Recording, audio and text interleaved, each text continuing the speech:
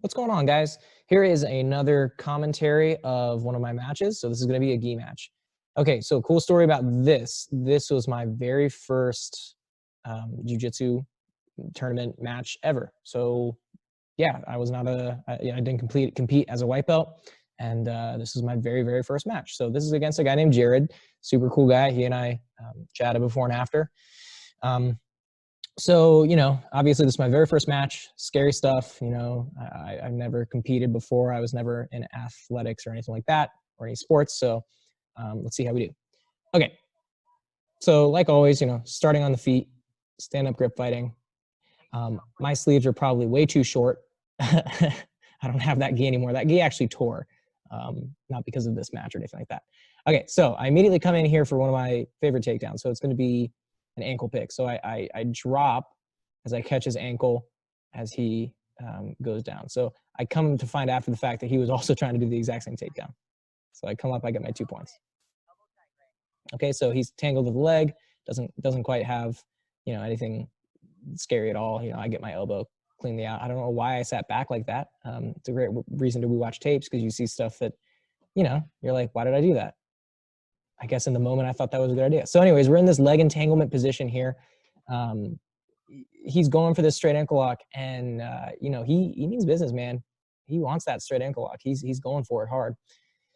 You know, he's holding on to this thing for dear life for like the majority of the match. But because he's so focused on the straight ankle lock, I get into like this leg drag position here, and I'm going to start to use this leg drag to attack his back. All right, so again, I solidify the position. Okay, so you can see my foot kind of up in his armpit. Yeah, so he's still going for the straight ankle lock here. Not in any serious pain or anything like that. It's just a kind of a nuisance. It is slowing me down and preventing me from getting good hooks to take his back. However, his back is exposed here, so I am looking to take the back. So as I kind of climb up into this back mount position, I kind of go for like a little chair sit, which allows me to scoot out, and I try to like triangle my own foot. Yeah, you can see he's going for it. You know, not a huge issue. You know, I use my foot stepping on the back of his tricep to push the foot free, and I should have scrambled. Oh, there you go. I should have scrambled to maintain those hooks, but you know, this is a fine spot, the turtle. Okay, so from this position, I'm fishing my left hand underneath to get at the cross collar. I'm driving my right knee in between to kind of crack him open so that I can get a little bit more leverage to help open him up to establish a good back mount position. So when you have somebody in turtle, you know, you're always looking to try to threaten them. So I do this little rollover maneuver here. You know, it looked neat, but it really didn't help me establish too much. I would have been better off trying to maintain the turtle a little bit better and try to create some more control. But, you know, I roll over to create this scramble, and, you know, I just kind of try to come up into like this modified collar choke position. So I abandon that. I come back up wisely. And then I start to spin to try to attack the back. So again, you know, he's just turtled up tight. Didn't quite work. So I'm looking to break him down. You know, I'm looking to try to find out how to flip him over or to regain the back control. Because, you know, it's a competition. It's sport. So I'm trying to get as many points as I can. All right, so again, I go for the roll. I'm trying to go for the top leg arm trap. So my top leg, my left leg is trying to arm trap. So see how when he sort of leaned back like that, I used that opportunity. See how high his hips are off the ground. So I used that opportunity to drive my right leg underneath him here. Didn't quite catch the top side hook, but we keep rolling, and I kind of end up in this weird modified mount position. It's not mount, but you know, I'm kind of like reverse on top of him. So either way, it's a good position. I don't know if I got any points for the guard pass there. I don't think I did. They don't have advantages in grappling industries. Okay, so this is a weird position. So I'm basically in north-south, but it looks like I'm just kind of sitting down behind him. So you're probably thinking like, where's the control? So what I'm doing is, well, you can see my left hand here is holding down his right arm. My left knee, we're going to get reset here in a little bit. You can see the ref getting ready to reset us. But my left knee here is actually, I'm using my shin to clamp his left bicep down onto the floor. So it's a pretty strong position. My left hand is keeping his legs away because I know that he wants to jump his legs back towards me to regain his guard. So it's actually a strong position. So I'm trying to maintain the position here, not letting him turn back into me. So my knees are tight and I get my head down, okay?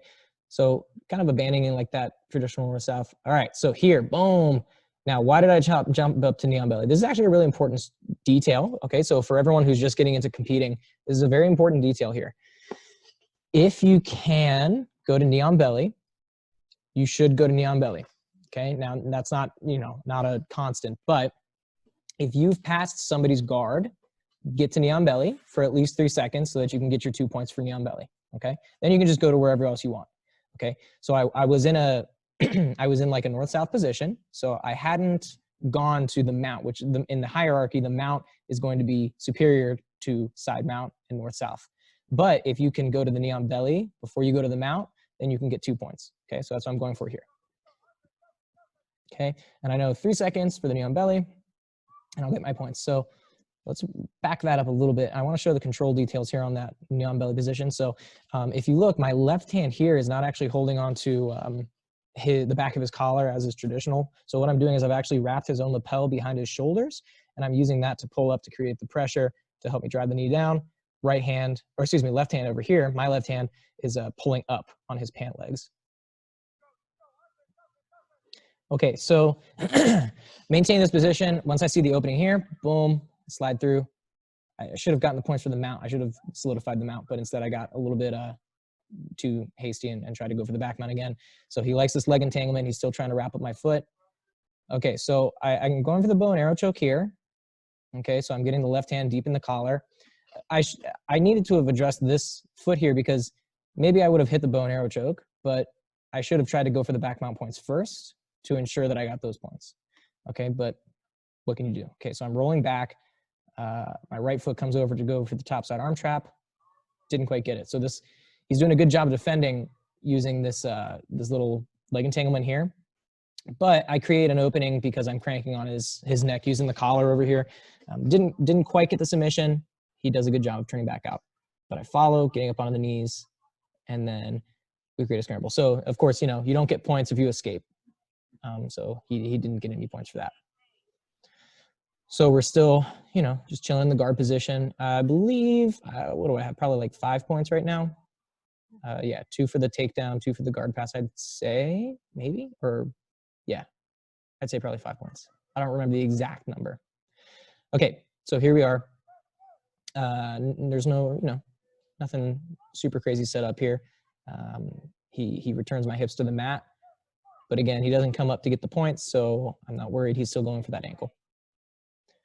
Okay, so only a few seconds left. So at this point, like strategy-wise, you should be thinking, okay, I'm up on points. I'm just going to kind of wait it out. I'm going to run the clock. Okay, we call that strategic waiting, aka stalling.